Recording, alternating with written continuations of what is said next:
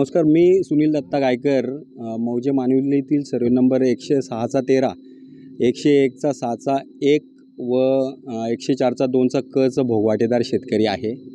पहिल्यांदा यांनी जो सर्वे होऊ घातलेला आहे, जी अधिसूचना आली, अधिसूचनेनुसार 21D ची मी एक हरकत घेतलेली आहे आणि ती हरकत 30 दिवसाच्या आत निकाली काढणं अभिप्रेत आहे, परंतु आजपर्यंत कुठल्या प्रकारचा आमच्याशी पत्रव्यवहार केलेला नाही।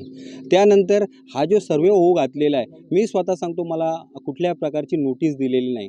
आता नोटीस दिलेली नसताना पण आज इथे आम्ही जो विरोध करतोय ते पठाणी कायद्यानुसार त्याच्या संबंधित अधिकारी, रेल्वे अधिकारी मॅडम आलेले आहेत की ते बोलतायत की आम्ही सर्वे करणार, म्हणजे ही आमच्यावर जबरदस्ती आहे। माझा इथे एक असा मुद्दा आहे की जी जागा पर्यायी उपलब्ध आहे, गुरचरण सर्वे नंबर 102 आणि 109 इथून जर रेल्वे गेली तर त्याच्यामुळे जी 1970 गुंठ्यामध्ये असणारी जवळजवळ 2500 बागायती फळझाडं, त्यानंतर 3-3.5 जंगली झाडं, त्यानंतर माझ्या घरासह 20 लोकांची घरं तुटणार आहेत, म्हणजे माझ्यासह इतर 20 लोक बेघर होणार आहेत। त्याच्यानंतर जवळजवळ आमची 10 हेक्टरमध्ये जी बागायत आहे, ज्याला माझ्या आयुष्यातली 25 वर्ष ओतलीत, ती बागायती शेती नष्ट होणार आहे।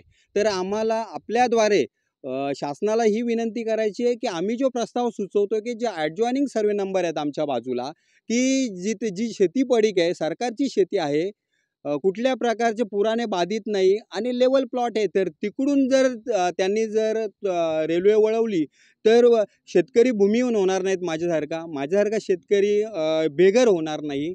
त्याच्यानंतर आमच्या आयुष्यातली जी 25 वर्ष दिलेली आहेत आणि आमच्या कष्टाने घामाने मी जी बागायत आणि माझ्यासारख्या शेतकऱ्यांनी ज्या बागायत उभे केलेल्या आहेत त्या नष्ट होणार नाही, याचा शासनाने विचार करावा, हे आपल्या माध्यमातून मी शासनास रेल्वे मंत्रालयास सांगत आहे। त्याच जेव्हा रेल्वेची अधिसूचना 16 फेब्रुवारी 2024ला प्रसिद्ध झाली, त्या अधिसूचनेनुसार जो रेल्वे ॲक्टचा कलम 20D1 आहे, त्यानुसार आम्ही जे सक्षम प्राधिकारी SDO कल्याण यांच्याकडे हरकत घेतली की आमची ही जागा वापरास तीव्र विरोध आहे।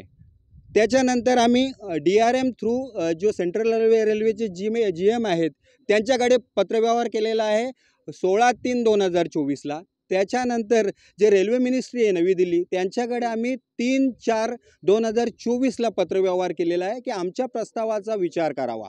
त्यानंतर आमच्या ह्या जमिनीचं मोजणी करण्यासाठी जे प्रायव्हेट एजन्सी नेमलेली आहे, काय तर राणे एजन्सी, राणे मॅनेजमेंट, याचा काय कनेक्शन आहे त्याबाबत माहिती मिळवण्यासाठी आम्ही ऑनलाईन RTI फाईल केलेला आहे GM ऑफिस CSTला। त्याच्यानंतर आम्ही आमच्या पत्रव्यवहारांना हे मिळत नाही म्हणून PRO जे आहेत CSTला, सेंट्रल रेल्वेचे मुंबई झोनला, आम्ही ऑनलाईन तक्रारी केलेल्या आहेत सर्व शेतकऱ्यांनी।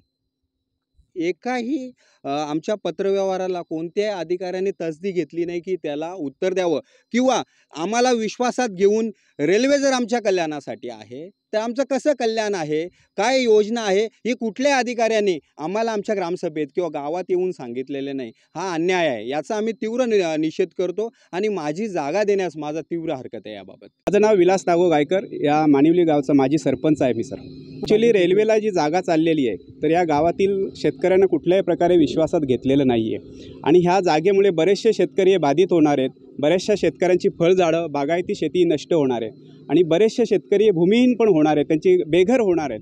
तर आणि यांनी जो सर्वे सुरू केलेला आहे या बाबतीत आमचा पूर्ण विरोध असणार आहे, कारण शेतकऱ्यांचं म्हणणं आधी समजून घेतलं पाहिजे आणि योग्य कुठल्या दिशेने रेल्वे चाललेली हे त्यांना समजून घेतलं पाहिजे।